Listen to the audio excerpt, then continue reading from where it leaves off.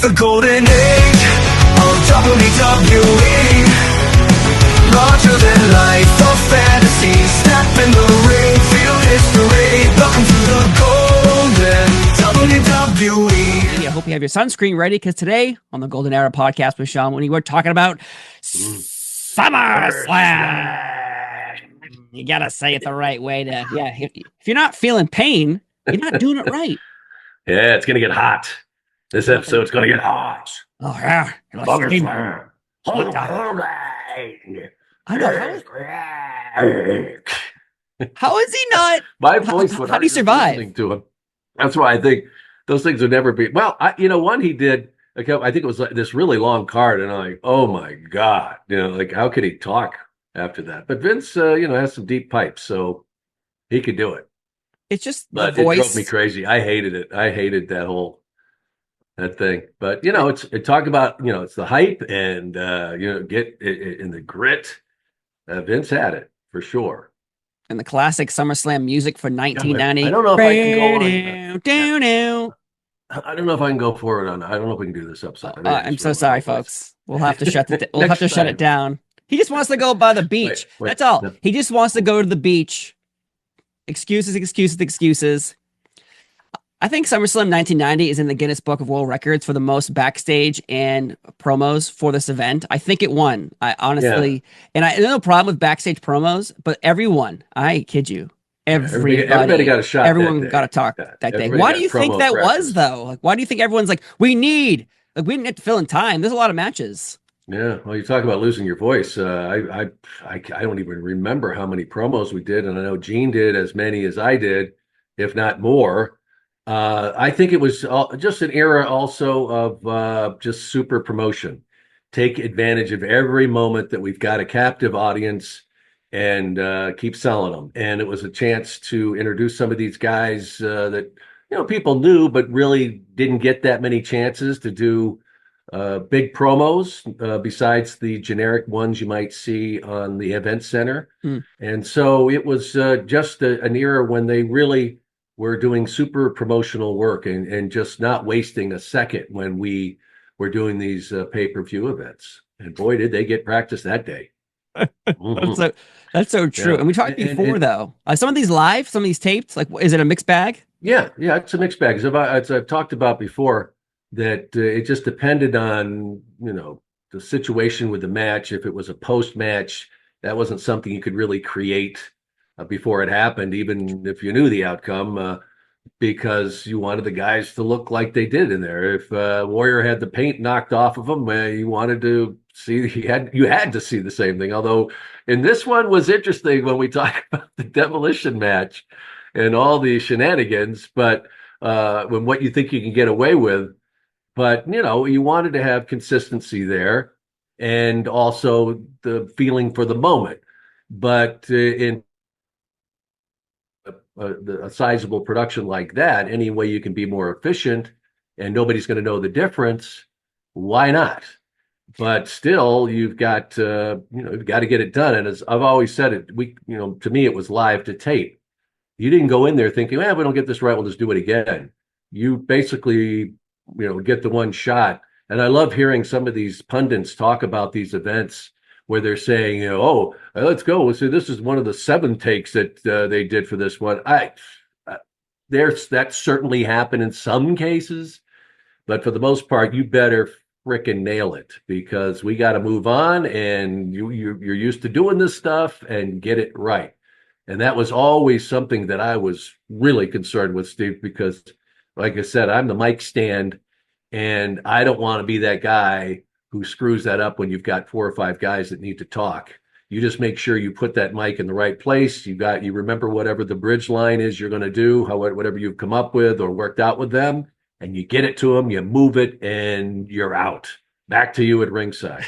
Back to you, Gene. Yeah. Back to you, Gorilla. Yeah. Back to you, Although Gorilla. He wasn't there. I know, this is a weird. Yeah. This is a weird event because it's missing some familiar faces. And one of the big ones is Jesse the Body Ventura.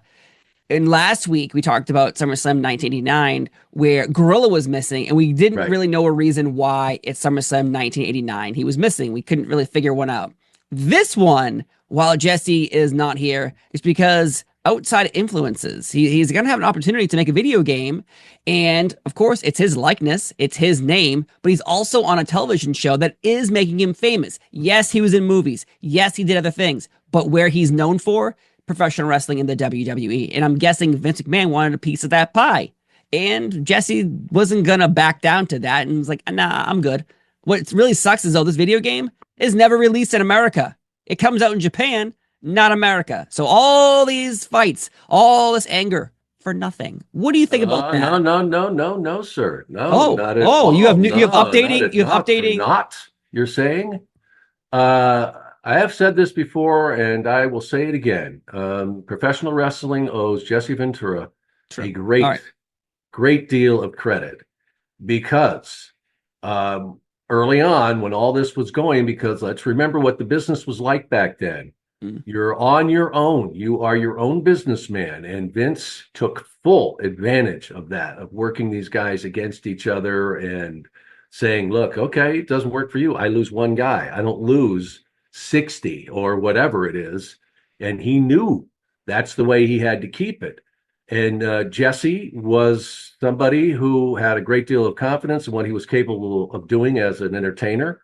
And he saw how people and how things worked in Hollywood. This is a gigantic entertainment industry that is growing. And there's one guy who's benefiting from it all. And that is not right. And in that sense, he was very correct.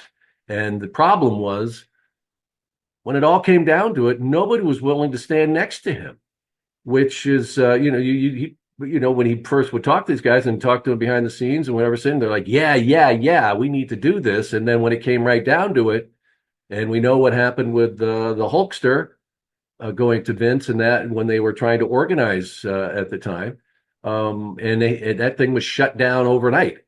And so Jesse was certainly a principled man. You got to look back at what he sacrificed, a lot of years that probably could have made a tremendous amount more money. But he said, no, this is wrong. And he stood up, and eventually he came out on top of it. It still cost him a great deal of his career with the WWE. But you say, yeah, that this one little game or whatever, it was like, what was the big deal? Well, he helped pave that road, Steve, for these guys. My apologies, Jesse Ventura. I'm just saying, though. You're right. You're right, though. Guys from that era, and I saw Jesse. That was the one thing I would go up and say to him, and I would say, Jesse, whatever his work, whatever your feeling was, which he was a great and still remains a very good announcer, but I would say thank you, Jesse. You were somebody who, at the time, it was not a popular thing to do. It cost you dearly. And yet you would not back down, and he didn't.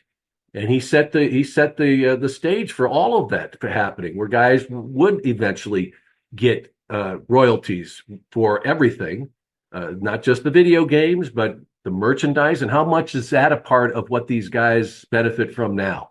And that is endless. A gigantic. I saw a clip a few weeks ago of Greg Valentine talking about, the days back then, and he's very appreciative of everything that happened to him. And he talks about, at one point they had a beef about something that was going on, and he went into Vince's office all fired up. We're going to tell him we're not going to stand for this. And Vince hands him a check. Oh, by the way, did you guys see this? We didn't get this one to you yet. And it was from those early those action figures.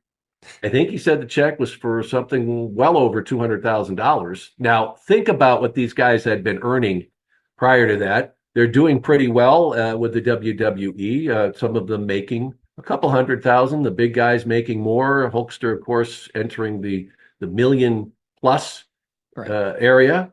Would you imagine somebody handing you a check for $200 and something thousand and say, oh, yeah, this is for those action figures that you didn't have to do a damn thing for, but people bought. And this is your piece.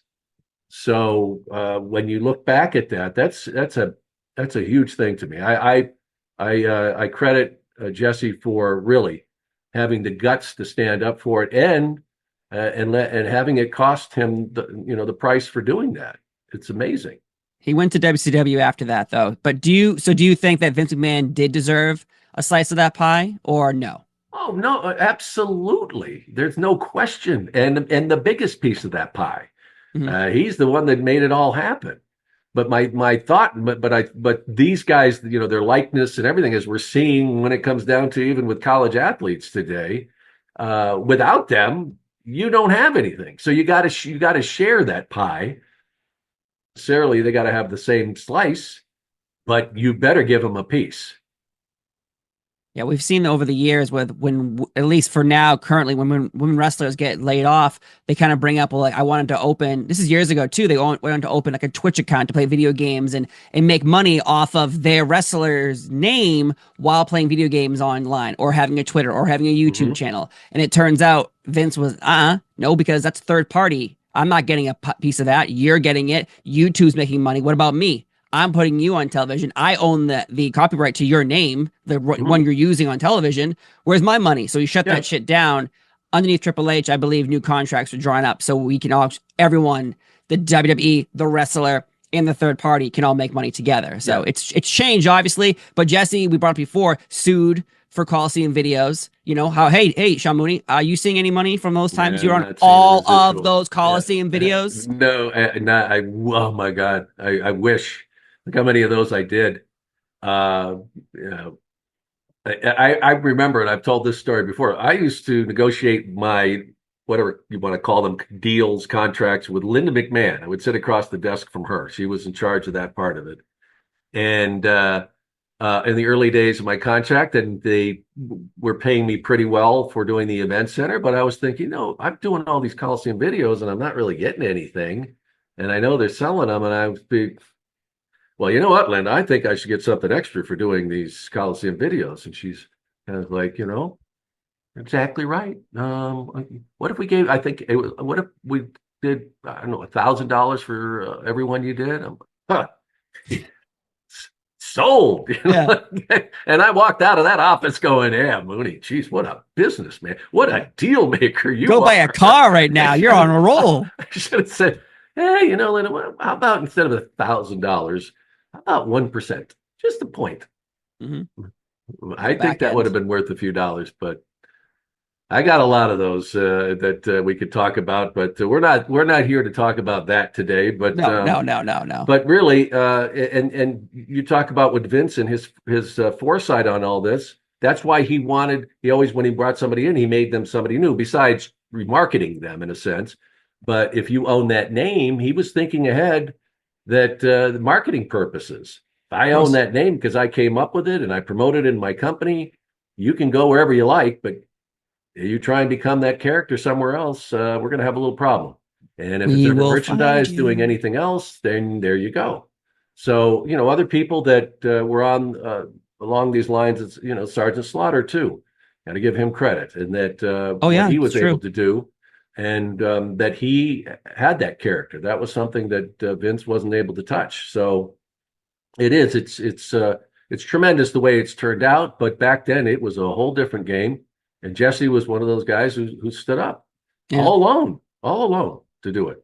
We missed him. This was his first pay-per-view without Jesse since WrestleMania 1, where him Mhm. and Gorilla were there. And yeah, he goes on to WCW, then he disappears for a while. He becomes governor, returns to the WWF in 2000. Well, 1999, he's like the referee at SummerSlam 1999. So eventually, everyone makes good Hall of Fame, all that good stuff. But Mhm. yeah, it was just weird time. And it's interesting because a few days before SummerSlam 1990, there is a meeting between Vince McMahon, Bruce Pritchard, and a man named Mean Mark Callis. Oh, And who was yeah, who could that? that be? He's the future Undertaker. And apparently Vince saw a tape of him and was not impressed. And Bruce is Yeah. like, no, you have to meet him. You have to meet him. And when they met, Vince like, oh my God, look at him. Oh, yeah. Jesus, Look so at this masculine. guy. And then Oh, so, as the oh. story goes, Undertaker is eventually, signed and SummerSlam is the It kind of beginning worked of out Survivor for that Series guy. 1990. I Yeah. guess. Kind of, yeah. I don't know. I Great, sort of think it worked out for great him. promise.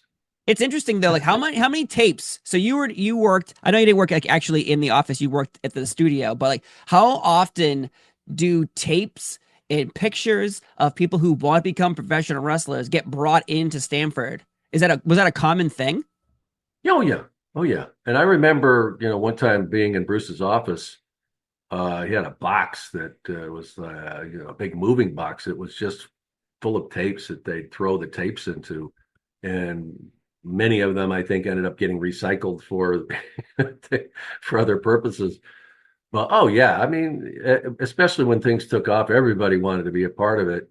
And they had a ring at the warehouse in Stanford at Hamilton Avenue, and where they would bring people in. It was kind of this secret behind or they would use that to take a look at somebody or to work on something with a match. They would go and do it there. It was this undisclosed location that nobody really knew about, and they would do it late at night, or I would say late at night, but they would come in the evening, bring these guys in, and that was very common. Yeah, that was and also they would bring in announcers, and we did a lot of stuff with NBC.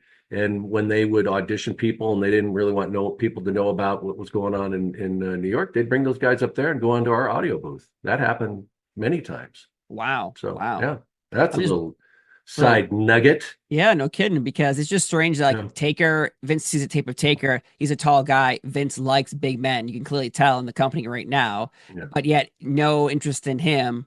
One half of a tag team called the Skyscrapers, and then he gets brought in. Obviously, he gets changed up, becomes Undertaker, and that's the thing we brought up earlier. Is if we brought him as Mean Mark Callis, well, we know him from WCW as Mean Mark Callis. You made him the Undertaker. You would have never heard of Mark Callis if it wasn't for the Undertaker. Mean Mark Callis. And also you mentioned this makes you really understand, why Bruce was so close to Mark throughout his career, because they had history, and Bruce was basically responsible for making that happen. So that's and there were others too, because of course Bruce has had many great relationships with these guys. We should get into, when we're talking about the announcers, that it was kind of an interesting choice who they brought in to pair with Vince was Roddy. Hot Rod. I remember that too, thinking, can we take 2 hours or 3 hours of Roddy? I mean, Roddy to me was always great in doses, but there was always like some point like, okay, all right, we're good. But I thought I thought in this one though, I think that it's so funny. Roddy may have seen, this would be kind of something that I could keep doing. I'm not going to be able to keep stepping in the ring all the time, and he could still go, but so I think that he was measured, and I think he was really took it very seriously. Had done his homework about putting people over, and I'm not to say that he didn't know how to do that. I'm just saying, as an announcer, the techniques and stuff of doing it, the way Bobby did it, the way the other guys did it, the way Jesse did, that kind of thing. So it was an interesting choice. I didn't think it was really going to work real well, but I think overall, he did a pretty good job. Though when you go on and read reviews about, say, this event or Survivor Series 1990, when he does it as well in commentary, I'm not suggesting it. I'm just going to tell you what the reviews are. They call them Coke-filled commentary. All right.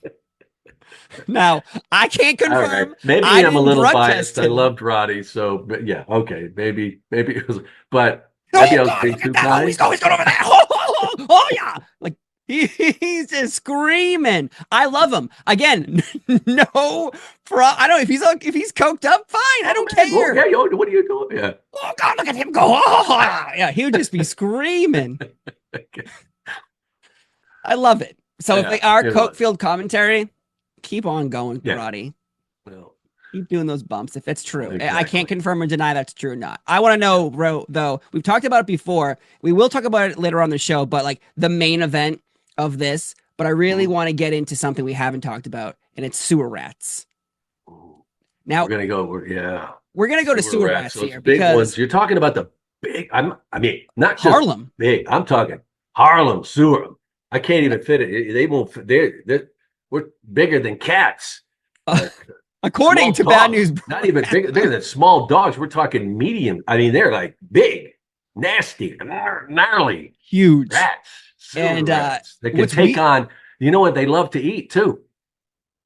Boa Pythons. constrictors? Pythons.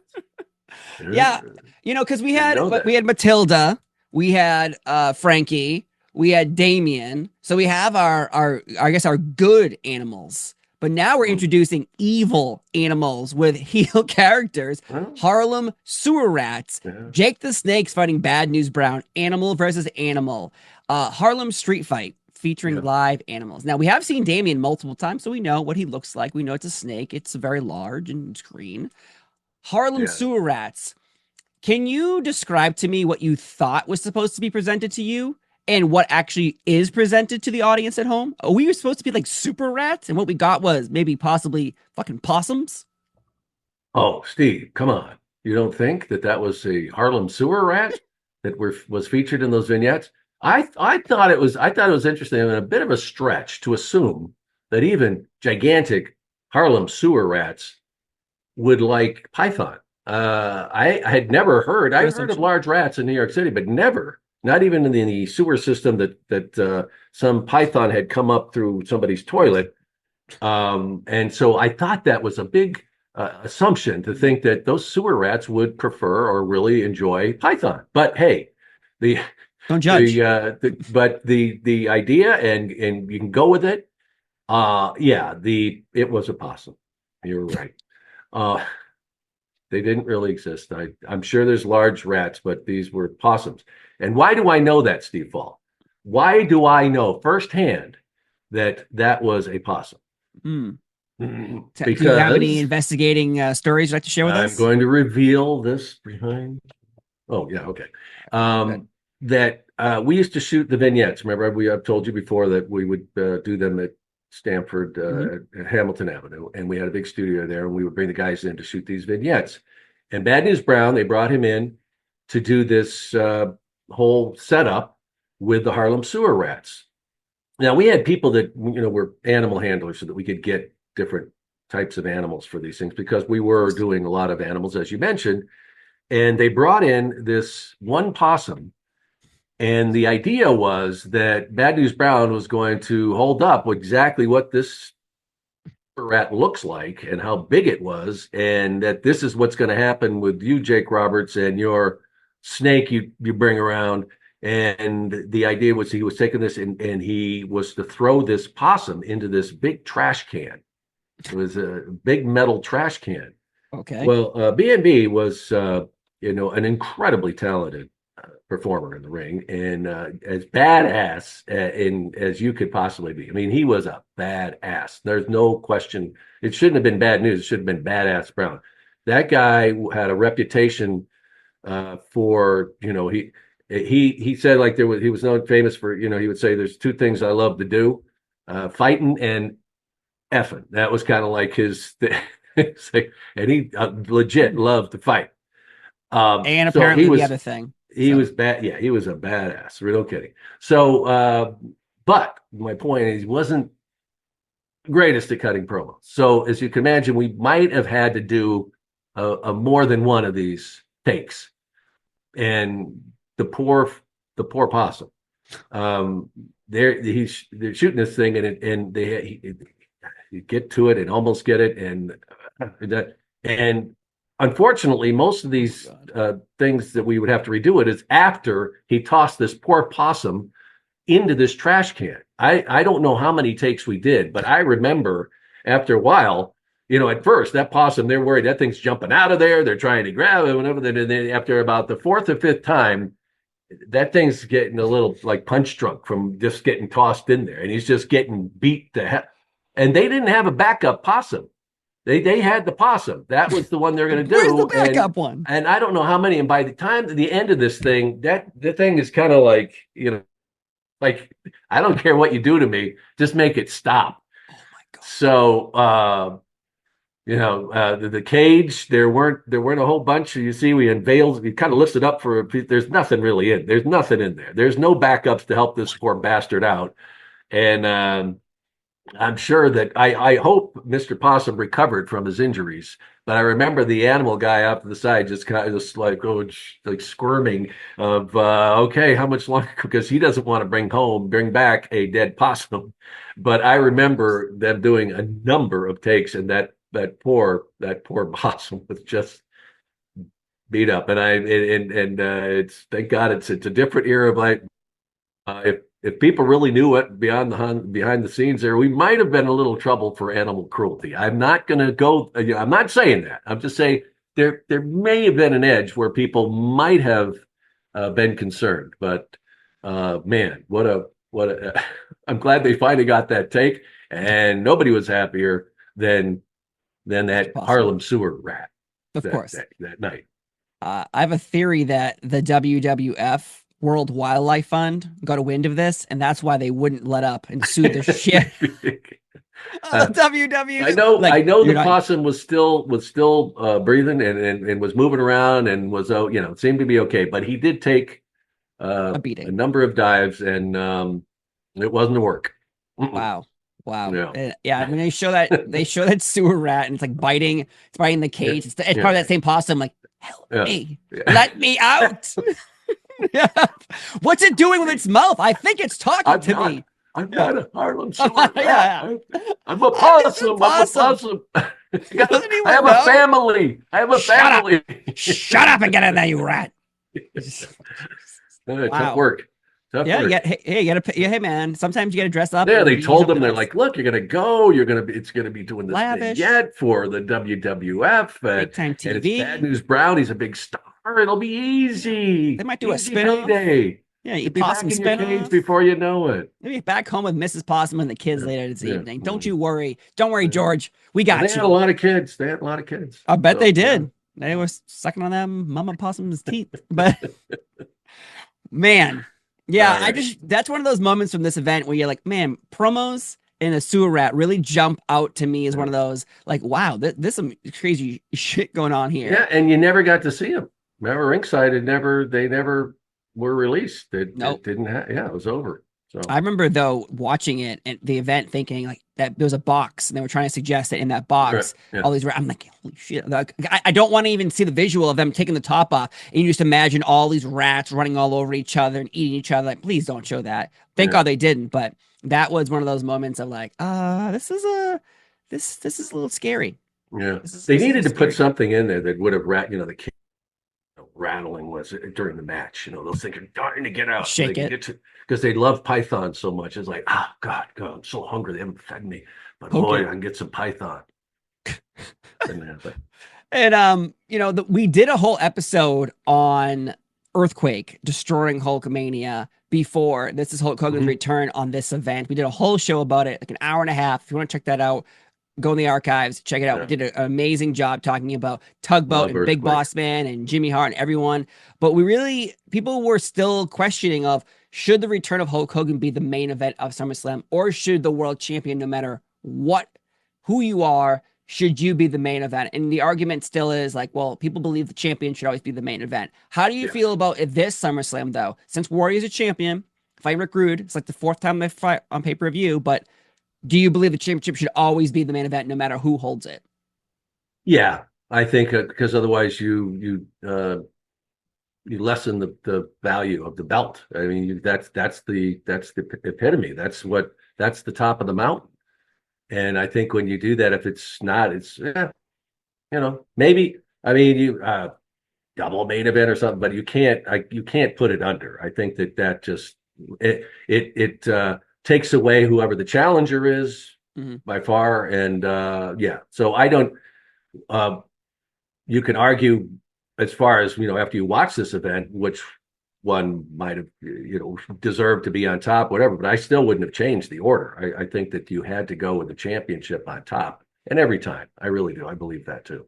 Yeah, I agree. It's funny is this SummerSlam 1990 has so many beats that we've done podcasts about, like an hour long, about different coverage of these events. But there's some that people have corrected us on that I'm glad we get to fix here today, because the first match is Power and Glory versus the Rockers. And we did a whole Rockers episode too, to why they broke up and their whole run in the WWF. So check that out as well. But the thing with that is people were like, why is this match only one-sided? Why is Shawn Michaels on the outside? Da, da, da. I guess on our show, we didn't really clarify why Shawn Michaels on the outside. So let me clarify. Apparently, he blew out his ACL, but also in his book, Shawn Michaels says he got in a motorcycle accident. So now there is no true facts. People are picking up what we said because now there's two stories, one in a book, one through the internet rumors and the Wrestling Observer. Do you know why Shawn Michaels is hurt heading into the SummerSlam? The real story.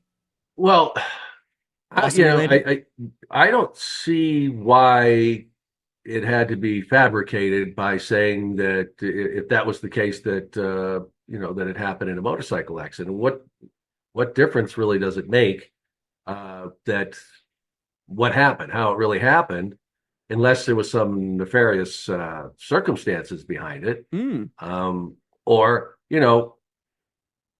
stuff happens. I mean, these guys with the constant work, and then suddenly you tear a meniscus or you do something like that. Well, that happened then too, and so I was was surprised by the controversy surrounding it of what the true story is, and then apparently this continues on to this day.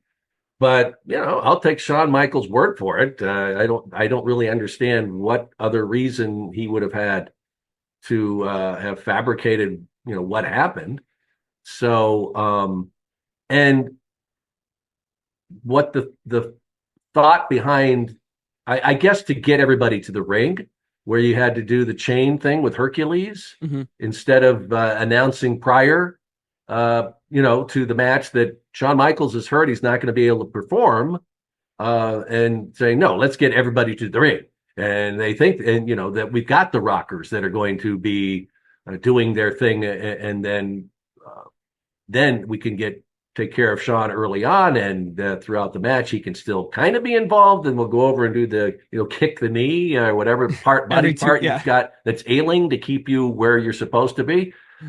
So that I just, to me, it's one of those, okay, unless I totally missed on this, and there may be some people out there that have more information on it than I do, but my thought on it was that they did that because that's what I had heard, that he had hurt his knee, that they needed to make that match happen. You needed those people to show up to the ring to keep people interested in wanting to watch it. That's pretty much the way I took it in. But it's so weird that it's still a mystery. It wasn't a big, I didn't, it wasn't at the time. I don't remember hearing well, what really happened. I think he's, says it was on a motorcycle, and okay, because you injure your leg in wrestling, people get injured all the time, but then when his book comes out, he's like, oh no, it was a motorcycle accident. Like did you just not want to lose to Power and Glory, so you came up with a reason to actually lose, but in a way you didn't really beat me because I'm hurt in reality, I can't get hurt. Yeah, and I found it interesting in the notes, like you say, it was proven false by Observer reports. And how is it proven false? Right. Because I don't know what were they because saying? Someone backstage whispered to Dave Meltzer, hey, the real reason is he hurt himself here, or he did that. That's the reason why he's hurt. Yeah. So in reality, it's like, well, you're. So what was the other story? I don't remember. Like I said, I don't remember. There's only two of them. One is motorcycle accident, or what the Observer is saying is he blew out his leg in August 2nd before the event, so he couldn't really compete. So they had that chain moment you're talking about in the match to set it all up. I think it's really bizarre that there's still a mystery of why it happened, but the real mystery is who cares? He got hurt. And why was be the first match too? If he's hurt, he can't wrestle. Why is that the first match? Yeah, but this was something we did on a regular basis. That people would be hurt, and they still wanted the match to happen, and it was like injuries to a professional athlete, where you don't want to reveal this, not necessarily because of who you're playing, but also because you want people to still want to see it. That person is going to be there, and they would find different ways to work them in the match still, but they couldn't perform at 100%. Some of them a lot less, maybe 50%, but at least you have them there, and there is that presence. So to hear stuff like that he'd hurt his knee, and I didn't know really to what extent and how much he was capable of doing. but to try and keep him involved in it made perfect sense to me. You needed the marquee, and he was there. He just couldn't do the stuff you were used to seeing him do. And overall, it wasn't an awful matchup, at which you would have expected it to be, with Power and Glory, Hercules and Paul Roma. But it wasn't awful. I actually thought that that wasn't a bad pairing. And I was love always, Power and Glory. And, yeah, and I love those guys. I love Herc, and Paul Roma was just worked his ass off and would be wherever he was on the cards. He just appreciated he was a true superstar, and they gave him pushes here and there, and so I was happy to see it, and I thought, for considering all the stuff that was involved in that matchup, as we talked about, with Shawn and everything else, it wasn't an awful match. It really wasn't. No, I like it. I think it's just weird that there's still rumors about this injury. The second match, though, we did a whole hour about as well. Texas Tornado defeats Mr. Perfect to become the Intercontinental Champion. Check out our Texas Tornado episode in the archives. But the backstage story about this one, though, is very strange. Is British Bulldog was the first choice to replace Bruce the Barber Beefcake. Beefcake's supposed to be the one who fights Mr. Perfect here. He gets in a parasailing accident, gets his face crushed in by a woman. He's out for 2 years with this injury. But originally, British Bulldog was supposed to replace. That's very interesting to me. Also, Bam Bam Bigelow was in the discussion, but the fact that if Bulldog's visa issues weren't a problem, we would have him as IC champion, not Texas Tornado. So what do you think that would have looked like versus Texas Tornado? Because Texas comes in, 20-something days before this event, and then he beats Mr. Perfect. Like, wow, what a great start. But Bulldog probably needed a kickstart right away. Yeah, but I think either way, both of them worked out well. It's unfortunate for Kerry that they just couldn't depend on him, but that was a gift they handed to him. And I think that Davey Boy would have handled it the same way. They say about the visa issues, and I think there was a few other things going on, but that's how it played out. Now, Bam Bam, I don't think that was ever really a serious consideration, but he did make that list, which is credit to him. But for me, I would have been happy either way. I think that between the two of those, either British Bulldog or Kerry, were a great matchup against Kurt, against Mr. Perfect. So I wasn't disappointed by either one of those, and I was happy to see Kerry really get a big push early on, because I really thought that he was going to have a really good career with the WWF when he came in, and we know what happened, and I hope folks check out that episode, because it's a good one if you really love Kerry and what he was all about. But I wasn't disappointed in this one at all, and it could have gone either way. And I would have loved to see the British Bulldog there. And as you said, I think he would have been tremendous as an Intercontinental Champion at that point too. Yeah, he obviously wins it in Wembley Stadium, and that's a crowning moment for him too. He loses to Shawn Michaels a few months after that, but this would have been great because you just came right back into the company. And he's got his long braids, and he's got that look going on. So it was always interesting to think that Bulldog could have done this. But either way, Tornado loses it a few months later to Mr. Perfect anyway. So it's not like you're going to hold it for very long. Though this is where the "Where is Sapphire" part of the SummerSlam kicks in. And we are supposed to have Sensational Sherry versus Sapphire. And it's revealed that she's not there. We don't know where she is. We don't know where she is. Like, everyone starts, I don't know. We're still looking for her. There's Hacksaw Jim Duggan trying to find. Steve, I watched that yesterday, and I fell on the floor. I'm so glad you reminded me of that, because when he does that, Dusty, it's such a hacksaw. We don't know, but we're still looking. Dust. We're still looking. Marches.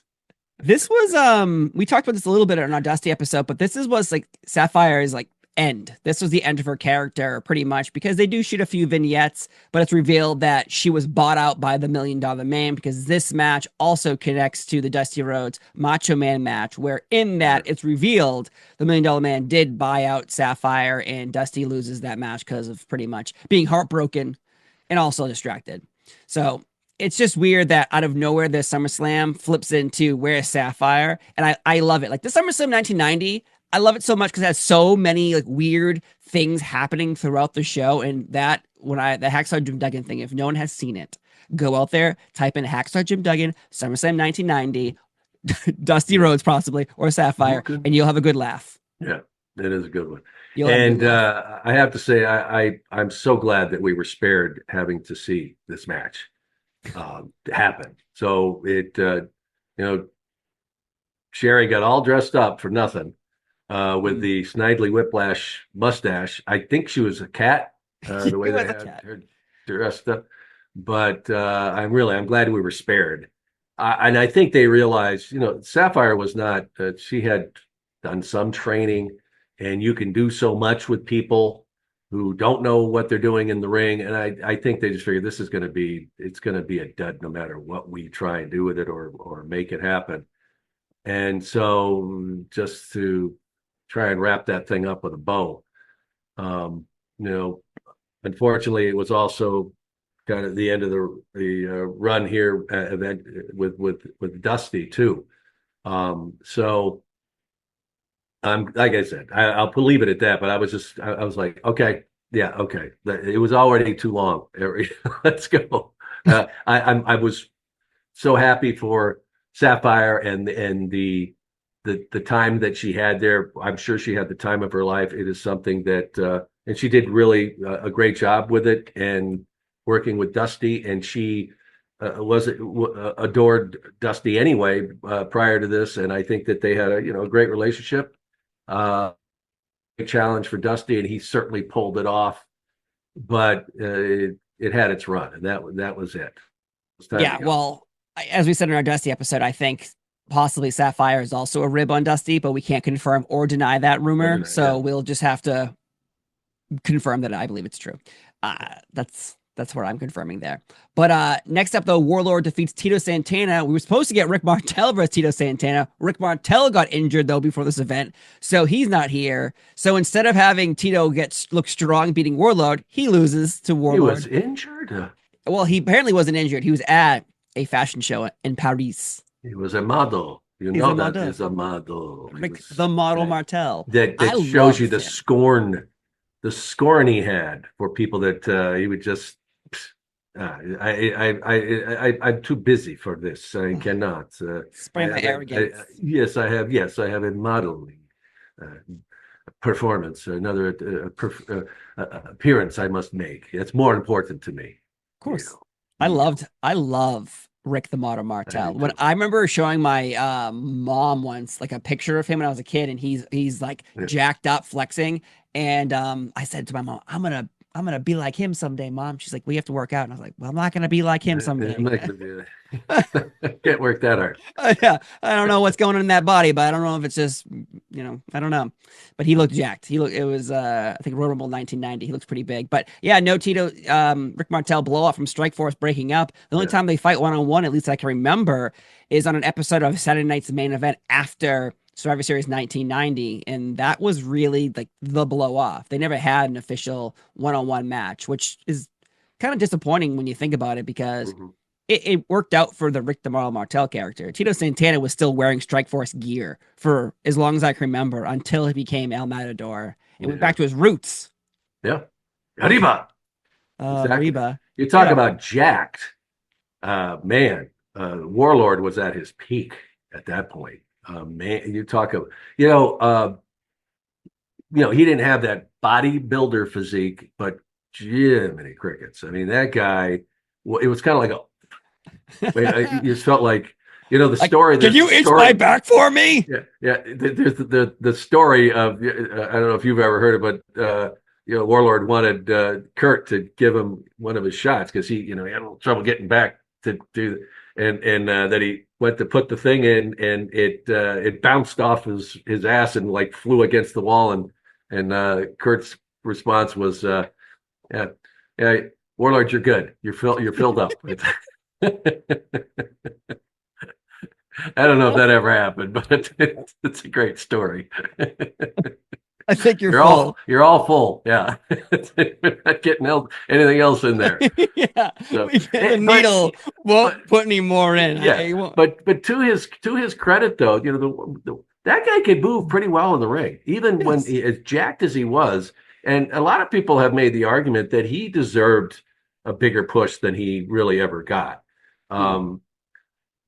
Maybe because he couldn't cut the greatest promos or whatever. But as far as, you know, what he could do in the ring and his look, he was like the perfect specimen for Vince McMahon. He had it all in that regard. So, but right there, man, he is looking his best. He's definitely he's full. The gauge it's all the way up there. He's ready to go for a long ride with that too.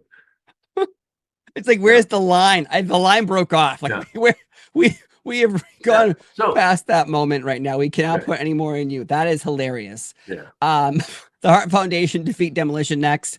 2 out of 3 falls match for the tag team titles. This is also the introduction of Legion of Doom. This is also the beginning of LOD versus Demolition. Who's the ripoff? Who's the real LOD? Who's the real Road Warriors? Yeah. The argument will go on for the rest of time, but it's interesting because Bret Hart and Anvil introduced their, as people describe it online, the Sergeant Pepper's jackets with the little frills on the side. I loved those jackets. Yeah, I hated them. Oh, I love the what are they called? Epaulets, the things on the side. I thought, that was a great look. I thought, and you know, the gym with the beard going. They had a great look, sure. Yeah, no, I liked it. It was different, and I thought, you know, Bret looked fantastic in it. So yeah, I was a fan. I liked it.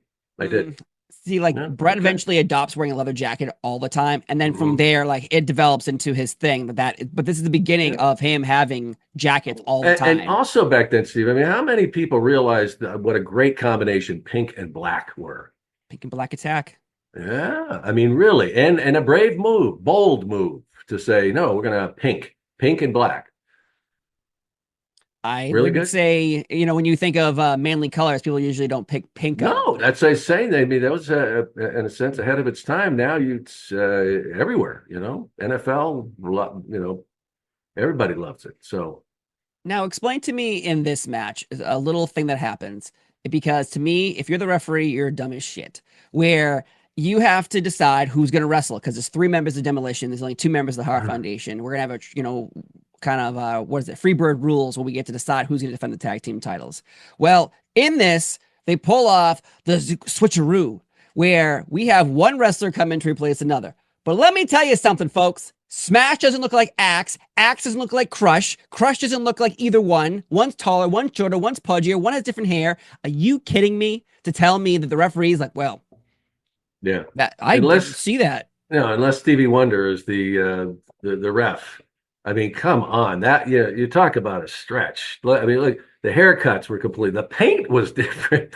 like you didn't even have to at least put them in the same, you know, with the same paint on. Then that you might get away with something, but yeah, there was the similarity stopped at they were professional wrestlers. It were those. That was it. But you know, to confuse that was, that was out there. As Bill hides under the ring, and man, one's sweaty, one comes in dry, like one's missing all their paint in the match, been wrestling for 20 minutes, and now he just comes in. You know what they should have done something. Maybe have gotten some of Fuji's salt or some kind of a something solvent thing gets on in his eyes. Oh, like blind the referee. Okay, I wasn't booking. And it's over, but. I'm just saying, they could have done anything besides that to try and make that believable. Yeah, I always thought, like, what are people thinking at home? Are you? I don't know if they thought, like, how stupid is the ref, or how in the world are you trying to make me believe this is actually happening? That's a little bit of both, probably. Yeah.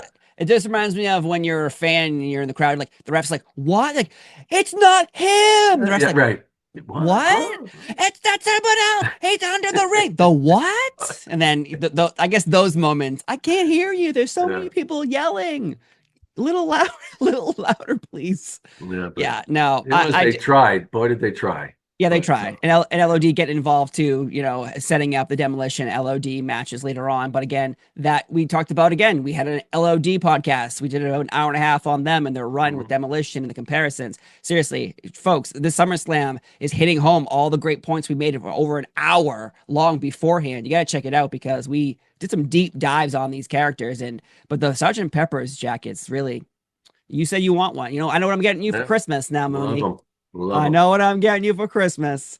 I don't know if they'd let me wear it at the station, but hey, you know, maybe you one wear it night. around your house. Your wife might let you wear it. So, No, she wouldn't. all right, all right. Well, all right. Then I have to That find someone one, else. it's like, no, you keep that in the closet, hon. You like it, Bring it out. honey? Bring it out when you're talking to Steve Fall, but that's Yeah. about it. Okay. Yeah. Even that, I don't want you to wear it. Yeah. Just have it in the background. That's so damn funny. I mean, but overall, what'd you think of the match? There was just like so much going on, but you'd had some talented individuals in there. Always think about when I see these matches and them trying to make Crush happen, and it's one of those maybe not that great mystery of life, but it's to me it was the same way when that tag team was formed as they had initially even the was it Moondog who was the Moondog Spot. He was the guy that actually, they give him credit for even, helping to develop like what we're going to do with these two, this tag team. And that he was so well known that he just couldn't do the character that people, the minute he came out, even if he had, the face paint or whatever he had on, people knew it was him. And Bill says, they told him, this ain't going to work. And that's when they brought Barry in. And it's my point being that sometimes it's just that combination of getting two people together, and it's not something you can describe as why it works. Those two work together, Barry and Bill, and that was just the end of it. And no matter what you tried to fit it in, and maybe it was just people familiarity or to between that tag team, but trying to change it or trying to bring somebody else into it just didn't work. And it is, you talk about Crush. I mean, the guy had everything. I mean, he was a great looking kid, in great shape, a huge guy, could do pretty well. And did okay, in the ring, he was okay performer, but they just couldn't, no matter what they did with him, it just never worked.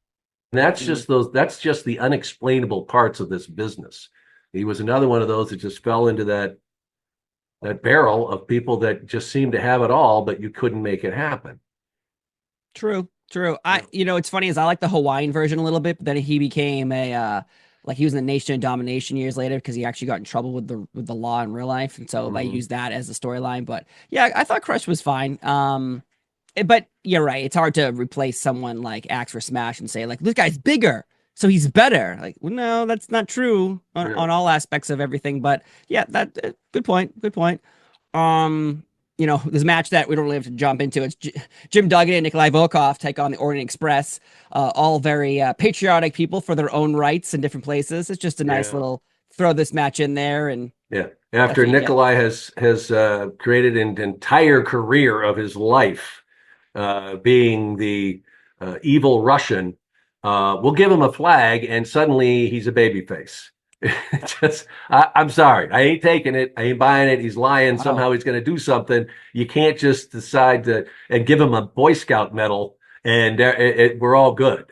So that whole turn with Nikolai, I was just sick about it. You don't. There's things you don't change. You don't mess with Superman's cape, and you don't mess with Nikolai Volkoff being an evil Russian. You know.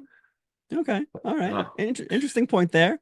Hulk Hogan defeats Earthquake in the return of Hulk Hogan. No tugboat here. Unfortunately, he wasn't there. I don't know. We really didn't really figure out why. We just think his character wasn't doing that well. And again, we did a whole podcast about Mhm. Earthquake, and it was a good event. I thought there, but the big main event though with Warrior and Rick Rude. This is Rick Rude's last WWF pay-per-view. He leaves. He's upset about Paydays. He's upset about working with Warrior. He leaves and goes to WCW, and then that he gets injured there, and that's the end of Rick Rude's wrestling career. Yeah, yeah. It's insane to think that, but like, what do you think about Rick Rude and he's furious over low payouts? Because he obviously deserves a payday because of what he's been doing with Warrior for all these years. But at the same time, like, he's not the one the little kids are buying to come see. They're coming to see Warrior, but Warrior's going to beat up somebody, and it's going to Yeah. be Rick Rude. So, like, what are your thoughts on Rick Rude being like, hey, I'm the main event, but I'm out of here after this? Yeah, well, I don't think he necessarily went into it thinking that, because I think he felt his trajectory was well, on the way up still, and that he was getting to that level finally where he was a main eventer. And as you mentioned, that what he put up with over how many arena shows and with the Warrior. I saw this thing, something with the other day with an interview with Jim Hellwig with the Warrior, and him talking about how he worked snug. Snug. Okay, that's one way to put it. But I think that Rick Rude actually was good for Warrior, because Rick had a long run with him, and I think initially, man, it was a disaster as far as you know how he put what he put up with initially. And you hear Barry Darso talks about those guys were all together. They were bouncers at Mama B's in in Minneapolis, and he was asked, who was the toughest of all you guys? Now think about, the guys that you're talking that were part of this group with, Hawk and, these other guys that were there at the time. And they asked him, like, who was the toughest of you? And they said, well, he may not have been the toughest overall, but he's like the last guy you wanted to fight, because Rick was a pit bull, as he described him. And he said, well, where we were guys that basically, we threw guys out the front door. And if you wanted to fight us, then we would fight you. Rick was one of those guys that you mess with him, he was the guy going to throw the first punch. And so, Rick, a lot of people may not know, was a legit tough guy. And whether or not he was going to win every fight, he was going to be in it. And so you can imagine, and he was old school. So when the Warrior starts working snug, well, he wasn't going to put up with that. And there's the story of the night in Savannah, I think it was, where he had enough and just worked the Warrior over during the match. And when they went backstage, because Warrior had shot his mouth off about something about him, deserving to be in the ring with him or whatever, and took him down with one shot. And that was a clear message to Warrior, look, this doesn't stand. You could be whoever the hell you think you are. And I'm sure he may have gotten some repercussions back from the front office about it. But I think it was a clear message to Jim that, dude, you want to keep working in this business, you better figure out how to take care of other people too. Mm-hmm. And I think that Jim felt that, he didn't have to at that point. So I think things changed. And during that run, I think that they started to form a bit of respect for one another. Maybe they never liked each other, but I've heard since, interviews with Jim saying, I liked Rick. Well, I think that he probably, thinking back, he appreciated that this guy didn't end him in a sense, and said, look, you can learn but you want, we can do it the hard way or we can do it the easy way. And at first it was very hard. So anyway, getting to the point that they had reached that point where the Warriors got the belt, Rick gets a shot at it. And all of this with the business it's like I said, everybody's on their own. And that's what's the beauty of it, in a sense, like when you're someone like Vince McMahon, is that you can't put a price on this. There wasn't a scale, okay, that if you're in the main event, the belt's on the line, this is how much you get.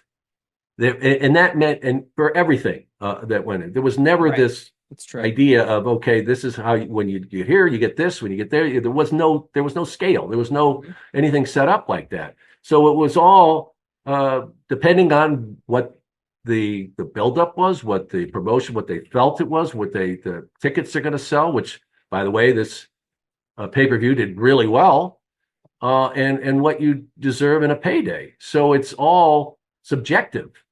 And Rick felt that, I think in some ways probably felt he should have even gotten more than the Warrior because of what he did to put him over, because this was a different match for him. They were in a steel cage, and Warrior was used to his usual, what he did, shake the ropes, go in, blah, blah, blah. A couple of gaga going on, clotheslines, and wrap it up. Well, this one, this match was going to be about 20 minutes long or whatever, and you had to work in there, and you had to get up on the steel cage and all this other stuff. And I think that Rick felt that he's the one who controlled that dance and wanted to be recognized for it. And I think that was kind of the point. It's where it's dangerous when you reach that level, because if you don't have that ability to go higher, whether you're at the ceiling. And I think he recognized like this, they're not going to ever give this to me. And so it's unfortunate because he was great. I mean, he all the way around, he was just someone you could count on. He had a lot of heat, but did he have that marquee to carry a world championship title? They didn't think so. No. Yeah, it's unfortunate, but either way, unfortunately, I'm also out of time here, but from Sewer Rats to Ultimate Warrior Rick Rude to Jesse Ventura, we've talked about so many fun things today. But again, everyone, when you go out in the sun for SummerSlam, make sure you put on that sunscreen on your nose, make sure you get up there, get behind the ears too, folks.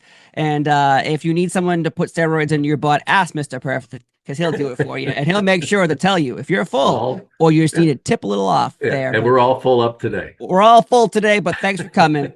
But thank you so much for being here, Sean Mooney, again on the Golden Era podcast, talking about SummerSlam 1990. I'm Steve Fall. He's Sean Mooney. Have a wonderful day, and we'll see you next time. Bye-bye. It's the Golden Age of WWE. Larger than life.